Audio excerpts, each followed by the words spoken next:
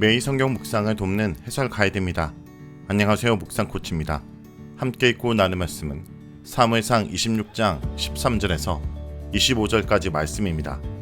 사울의 창과 물병을 가져온 다윗은 자신이 아브넬보다 훨씬 충성스러운 사울의 신하임을 암시적으로 말하며 자신은 결코 사울에게 적의가 없음을 강조합니다. 사울에 대한 다윗의 인애와 용서는 사울의 마음에 큰 충격과 변화를 가져왔습니다. 진정한 승리는 마음의 변화이며 진정한 힘은 인애와 용서입니다. 13절에서 16절 읽겠습니다. 이에 다윗이 건너편으로 가서 멀리 산 꼭대기에 서니 거리가 멀더라. 다윗이 백성과 내 아들 아브넬을 대하여 외쳐 이르되 아브넬아 너는 대답하지 아니하느냐 하니 아브넬이 대답하여 이르되 왕을 부르는 너는 누구냐 하더라. 다윗이 아브넬에게 이르되 내가 용사가 아니냐 이스라엘 가운데 너 같은 자가 누구냐 그러한데 내가 어찌하여 내 주 왕을 보호하지 아니하느냐 백성 가운데 한 사람이 내 주 왕을 죽이려고 들어갔었느니라. 내가 행한 이 일이 옳지 못하도다. 여호와께서 살아계심을 두고 맹세하노니 여호와의 기름 부음 받은 너희 주를 보호하지 아니하였으니 너희는 마땅히 죽을 자니라. 이제 왕의 찬과 왕의 머리 곁에 있던 물병이 어디 있나 보라 하니 다윗은 여호와의 도우심으로 무사히 사울의 진영을 빠져난 후에 이번에는 진에서 먼 산 위로 갑니다.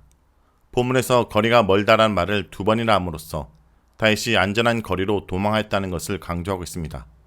안전한 곳에 도망한 다윗은 사울의 군사들과 사울의 군대 장관인 아브넬을 부릅니다. 이에 아브넬은 말하고 있는 사람이 누구인지 묻습니다. 하지만 다윗이 자신이 누구인지 밝히지 않고 아브넬에게 이스라엘에서 가장 뛰어난 용사가 죽으니 왕을 제대로 보호하지 못하였다고 책망합니다. 그러면서 누군가 왕을 죽이러 들어갔었다고 말합니다.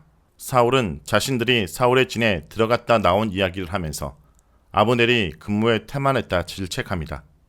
다윗은 사울에 대해 여호와의 기름 부음 받은 자라고 표현하며 이런 왕을 제대로 보호하지 못한 군대 장관과 군인들은 마땅히 죽어야 된다고 심하게 책망합니다. 이렇게 아브넬을 책망한 후에 자신이 사울에게 다녀간 것이 사실이라는 것을 증명하기 위해 자신이 들고 온 물병과 창을 보여줍니다. 다윗은 계속해서 여호와의 기름 부음 받은 자는 죽여서는 안 된다고 말했고 여기서는 보호를 받아야 한다고 강조합니다.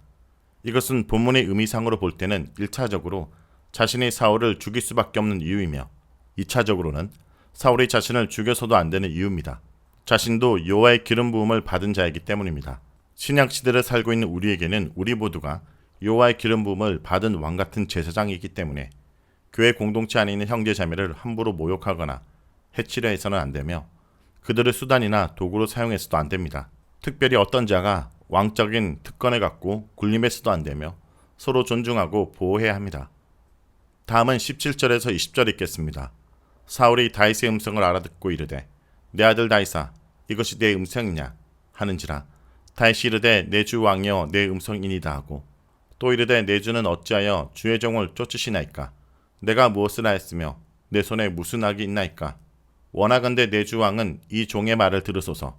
만일 왕을 충동시켜 나를 해하려 하느니가 여호와이시면 여호와께서는 제물을 받으시기를 원하나이다마는 만일 사람들이면 그들이 여호와 앞에 저주를 받으리니 이는 그들이 이르기를 너는 가서 다른 신들을 섬기라 하고 오늘 나를 쫓아내어 여호와의 기업에 참여하지 못하게 함이니이다 하니라.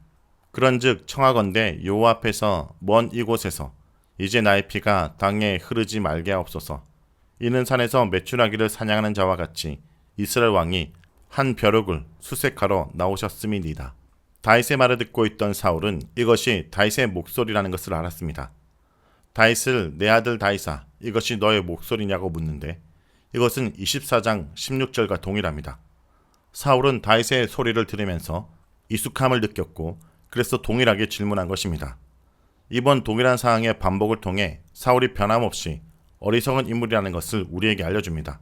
다윗은 이런 질문에 대해 왕이여 내 목소리입니다 라며 동일한 문장 순서대로 대답합니다. 이어서 24장과 동일하게 왜 자신을 계속해서 뒤쫓고 있는지 물으면서 자신에게 아무런 잘못이 없음을 주장합니다. 24장 10절에서는 사울이 다윗을 쫓아다니는 것은 사울의 곁에서 충동하는 사람들의 말을 들었기 때문이라는 사실만을 말하였습니다. 하지만 19절에서는 만일 자신을 죽이도록 충동한 분이 여호와이시면 자신은 기꺼이 여호와께 기뻐 받으시는 제물이 되겠다고 말합니다. 이것은 자신의 죽음이 하나님의 뜻이라면 자신이 기꺼이 죽어서 하나님을 기쁘시게 하겠다는 것입니다. 하지만 만일 사람들에 의해 충동질된 것이라면 그 사람들이 여호와 앞에 저주를 받을 것이라 말합니다. 자신을 이 땅에서 쫓아내어 다른 땅으로 가라는 것은 우상을 숭배하라는 말과 같기 때문입니다. 이 시대는 이스라엘 땅과 여호와 하나님이 결합되어 있기 때문에 이스라엘 땅에서 쫓겨나는 것은 여호와 앞에서 쫓겨나는 것과 같은 것입니다. 다윗은 함부로 사람을 모함하거나 하나님의 기업에서 쫓아내는 것에 대해 강력하게 경고합니다. 20절에서 여호와 앞에서 먼 곳에서 나의 피가 땅에 흐르지 말게 해달라는 요청의 핵심은 죽이지 말아달라는 것보다는 여호와 앞에서 먼 곳인 이방 땅에서 죽게 하지 말아달라는 것입니다. 20절 하반절에서 다윗은 자신을 메추라기에 비유하며 사울을 메추라기 사냥꾼에 비유하는데, 메추라기를 사냥할 때 메추라기가 지칠 때까지 쫓아다니다 지쳐서 더 이상 못 날게 되면 잡는 것처럼 자신을 지치도록 끊임없이 쫓고 있다고 말하는 것입니다. 그러면서 이스라엘 왕이 벼룩 한 마리를 잡기 위해 이렇게 노력할 필요가 있냐라고 말합니다. 이스라엘 왕과 벼룩 한 마리를 대조함으로 존귀한 왕이 자신처럼 하찮은 존재에게 이렇게 신경을 쓰며 고생할 필요가 없다고 말합니다. 다윗은 24장에서도 자신을 벼룩에 비유한 적이 있습니다. 여기서 다윗의 말은 자신의 무죄를 천명하기보다는 자신을 잡으려고 쫓는 것이 얼마나 무의미한 일이며 동시에 하나님 앞에서 큰 죄인지 강조하고 있습니다. 21절에서 25절입니다. 사울이 이르되 내가 범죄하였도다. 내 아들 다윗아 돌아오라. 내가 오늘 내 생명을 귀하게 여겼은즉 내가 다시는 너를 해하려 하지 아니하리라. 내가 어리석은 일을 하였으니 대단히 잘못되었도다 하는지라. 다윗이 대답하여 이르되 왕은 창을 보소서. 한 소년을 보내어 가져가게 하소서. 여호와께서 그 사람에게 그의 공의와 신실을 따라 갚으시리니 이는 여호와께서 오늘 왕을 내 손에 넘기셨으되 나는 손을 들어 여호와의 기름 부음을 받은 자치기를 원하지 아니하였음이니이다.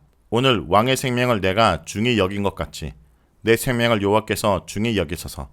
모든 환난에서 나를 구하여 내시기를 바라나이다 하니라. 사울이 다윗에게 이르되 내 아들 다윗아 내게 복이 있을지로다. 내가 큰 일을 행하겠고 반드시 승리를 얻으리라 하리라. 다윗은 자기 길로 가고 사울은 자기 곳으로 돌아가니라. 다윗이 사울의 죄를 지적하자 사울은 자신의 잘못을 인정하며 다시 다윗을 나의 아들이라 부르며 돌아오라고 요청합니다. 다윗이 오늘 자신의 생명을 귀하게 여겼기 때문에 자신도 해치지 않을 것이라고 약속합니다. 다시 한번 자신이 정말 바보 같은 행동을 했으며 매우 심각하게 잘못했다고 다윗에게 용서를 빕니다. 하지만 다윗은 사울에게 가지 않습니다. 더 이상 사울의 말을 믿을 수 없기 때문입니다. 지금 사울이 하는 말이 상황을 모면하려고 하는 변명이거나 다윗을 잡기 위한 술책일 수도 있습니다. 만약 진심이라 해도 지금 당장은 다윗이 살려주었기 때문에 진심일 수 있지만 그 마음이 언제 변할지 알 수 없습니다. 지난번에도 자신이 잘못했다고 인정하고 다시는 그렇지 않겠다고 약속했지만 그 말을 지키지 않았기 때문입니다. 대신에 다윗은 자신이 가져갔던 창을 돌려주겠다고 합니다. 창은 사울 왕이 늘 가지고 다녔던 단창으로 보이며 이것은 사울 왕의 상징이자 왕권의 상징물이기 때문에 다윗은 왕권을 존중하는 의미에서 창을 돌려주겠다고 합니다. 23절에서 다윗은 다시 한번 자신이 사울을 죽이지 않는 이유를 설명합니다. 그것은 바로 여호와께서 사람의 행동에 따라 갚아주실 것이기 때문입니다. 다윗은 이번에도 분명히 하나님께서 자신이 사울을 죽일 기회를 주셨지만 자신은 여전히 여호와께 기름 부음 받은 자를 치는 것을 여호와께서 기뻐하지 않는다고 생각하였고 그래서 자신도 치지 않겠다고 천명합니다. 그리고 자신이 왕의 생명을 중히 여긴 것처럼 여호와께서 자신의 생명을 귀중히 여기시고 모든 환난에서 구원해 주시기를 기원합니다. 그리고 25절에서 사울은 다윗의 말을 들은 후에 더 이상 추적을 포기하고 돌아갑니다. 차마 자신을 살려준 다윗을 다시 죽이겠다 쫓지는 못하였던 것입니다. 이 본문에서 다윗은 하나님의 선하심과 공의를 신뢰하였습니다. 그렇기 때문에 그는 자신을 죽이려고 하는 사울을 살려줍니다. 하나님께서 그의 행위대로 갚으실 것을 믿었기 때문입니다. 이런 신앙은 신학시대를 사는 우리에게도 필요합니다. 우리가 살아계신 하나님의 선하심과 공의를 신뢰하지 못하기 때문에 우리가 잘못한 사람이 우리보다 약한 사람이면 가차없이 보복하기도 하고 우리보다 강한 사람에 대해서는 억울해서 밤잠을 설치며 그가 망하기만을 바랍니다. 하지만 이 모든 일을 우리 하나님께서 보고 계시며 하나님이 때 하나님의 방법으로 그들의 행위를 따라 판결하십니다. 물론 하나님의 방법은 사법적 판결이나 사회적 판결과 같은 것도 포함됩니다. 다만 우리가 해야 될 일은 우리의 억울함을 하나님께 말씀드리고 하나님 손에 넘긴 후에 하나님께서 판결해 주시기를 믿고 우리는 하나님께 주신 임무들을 완수하기 위해서 선한 삶을 살아야 하는 것입니다. 원수는 하나님께 달려있음을 믿으면서 선한 싸움을 싸워야 합니다. 우리가 받았던 은혜를 그들도 누리기를 기대하면서 기도하지 않으면 악한 사람과 싸우다가 내가 악해지고 또 악한 결과를 만들어내는데 그칠 수 있기 때문입니다. 자, 여기까지가 사무엘상 26장 13절에서 25절까지 말씀입니다. 오늘 말씀을 통해 우리는 무엇을 묵상하고 적용해야 할까요? 하나님은 하나님의 말씀을 신실히 행하는 자의 생명을 붙잡아 주시고 모든 환난에서 구하여 내십니다. 다윗은 자신의 삶과 환경이 조금 불편할지라도 하나님의 관계만큼은 철저했습니다. 그토록 하나님을 경외하는 자에게 하나님은 은혜로 갚아주십니다. 성도 여러분, 원수를 죽이기 위해 힘쓰는 삶이 아니라 하나님을 섬기기 위해 목숨을 거는 사람이 되기 원합니다. 그럴 때 하나님께서 여러분의 생명을 붙잡아 주시고 모든 환난에서 구해내실 것입니다.